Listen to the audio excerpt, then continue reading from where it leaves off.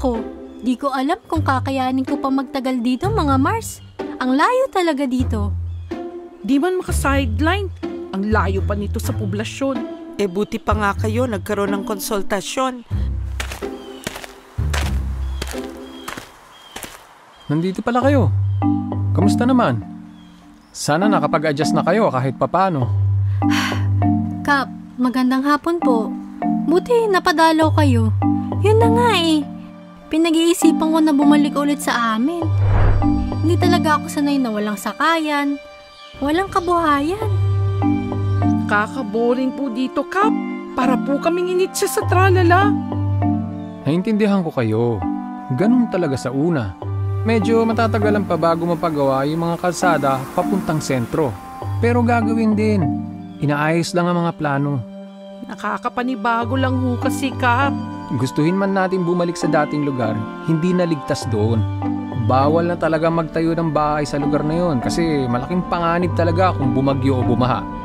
Dito, wala na kayong pangamba. Kakausapin ko ang testa sa bayan. Papupuntahan ko kayo bukas. Tiis lang tayo ng konti. Tulong-tulong natin na hanapan ng paraan para makapag-adjust dito. O siya, mauna na ako. Talagang bumisita lang ako sa inyo. May meeting pa kami sa bayan. Ikikwento ko sa LGU itong pag-uusap natin.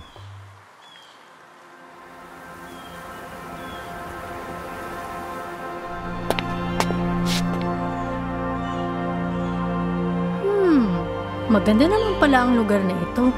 Tahimik, ligtas, at payapa. Mama!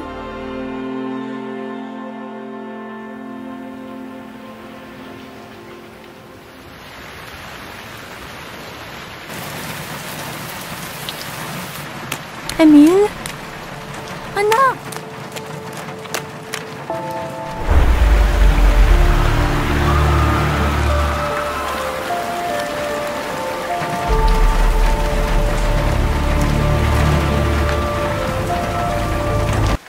Ma?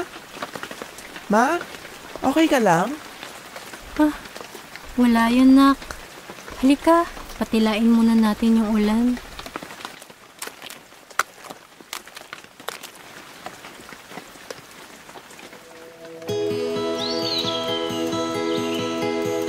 Mga mare, nakapag-isip-isip kasi ako kahapon habang naglalakad pa uwi. Tama si Kapitan. Oo nga. Naalala ko, sabi nila pwede silang makipag-coordinate sa TESDA para mabigyan tayo ng mga training para makapagsimula tayo dito. May kaibigan din ako na miyembro ng OFW Family Circle. May NGO ang nagtuturo sa kanila ng bread making. Pwede pa siguro tayo magsimula ng bakery. Walang bilihan ng pandesal dito. Narinig ko, may mga naghahabi sa kabilang barangay. Baka pwede nating ibenta yung mga hobby nila sa TikTok. Sakto. Tinuruan ako ng anak ko kung paano gamitin yun. Hindi naman talaga may iwasan ng malungkot. Pero mas masaya na tayo kasi safe dito. Tahimik pa. At ngayon, may pinagkakakitaan na. Tama si Kapitan. Tulong-tulong na hanapan natin ng paraan. Tama! O sige na, next time na tayo magkwentuhan. Ang dami ko pang order na aasikasuhin.